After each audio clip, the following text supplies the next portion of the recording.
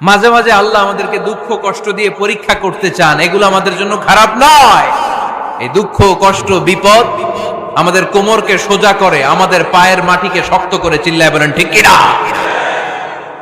প্রতিকূল পরিবেশে কিভাবে বাঁচতে হয় এই দুঃখ কষ্ট আমাদেরকে শিখায়। এজন্য মুমিন বান্দার বৈশিষ্ট্য হচ্ছে দুঃখ কষ্ট বেদনা জ্বালা এগুলোতে সে আপসেট হয় না, সে হাল ছেড়ে দেয় না, সে ভরসা রাখে একজনের উপর। চিল্লায় বলতে হবে তিনি কে? কারণ মুমিন জানে রাত্রি যত গভীর হয় অন্ধকার তমানিসা ভেদ করে সুবহে সাদিক হয়। মুমিন জানে গর্ভবতী নারীর পেটের ব্যথা যেই দিন বাড়তে থাকে ওই দিনই নতুন মেহমান আগমনের সময় ঘনাতে থাকে। মুমিন জানে তার জীবনে দুঃখ কষ্ট বিপদ যত বাড়তে থাকে সুখের দিন কাছে আসতে থাকে। এজন্য মুমিনের হারাবার কিছু নেই। ইন্না মাআল উসরি ইউসরা, ইন্না মাআল উসরি ইউসরা। নবী হে, কষ্টের পরেই আছে আনন্দ, দুঃখের পরেই আছে সুখ। আপনি সমস্যায় পড়েছেন, ওই সমস্যার সমাধানও আছে না নাই? এই পৃথিবীতে এমন কোন সমস্যা আছে যেটা সমাধান নাই? কথা বলেন। সমস্যা তৈরি করেছে কে? আবার সমাধানও দিয়েছে কে? আল্লাহ doesn't create a lock without its key. আল্লাহ কখনো চাবি না বানাইয়া ওইটার তালা বানায় নাই। কথা কন। তালাও যেহেতু আছে ওই তালার চাবিও বানিয়েছে কে?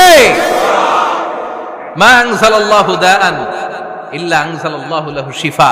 আল্লাহ দুনিয়ায় এমন কোন রোগ পাঠায় নাই যেই রোগের ঔষধ বানায় নাই, এমন কোন রোগ নাজিল করে নাই যেই রোগের কোন চিকিৎসা বানায় নাই, হয়তো সেটা আবিষ্কার হয় নাই। অনেকে ক্যান্সারের কথা বলতে পারেন যে হুজুর ক্যান্সার এমন রোগ, এই ক্যান্সার তার নাই কোনো অ্যানসার, কিন্তু বিজ্ঞানীরা বলতেছে এটারও অ্যানসার আবিষ্কৃত হচ্ছে।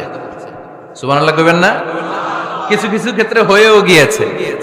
এজন্য দুঃখের পরেই আছে সুখ, কষ্টের পরেই আছে আনন্দ।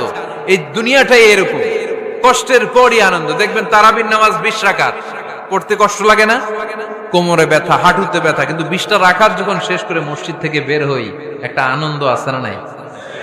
কষ্ট করে পরীক্ষার জন্য প্রিপারেশন নিলেন আপনি কয়েক মাস, কিন্তু ফলাফল যখন ভালো হয় তখন একটা আনন্দ আছে না নাই?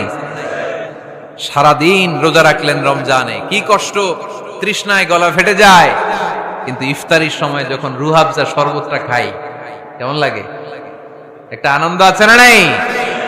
এজন্য আল্লাহ বললেন فَإِنَّ مَعَ الْعُسْرِ يُسْرًا إِنَّ مَعَ الْعُسْرِ يُسْرًا। ও নবী, কষ্টের দিন মক্কায় অল্প কিছু দিন, মদিনাতে আনন্দের দিন অপেক্ষা করছে। আমাদের জীবনে যদি দুঃখ কষ্ট আসে আমরা ধৈর্য ধরবো, তাওয়াক্কুল করবো একজনের উপর, তিনি কে? কারণ আমরা বিশ্বাস করি কষ্টের দিন এটা চিরকালের জন্য নয়, সামনে আনন্দের দিন আমাদের জন্য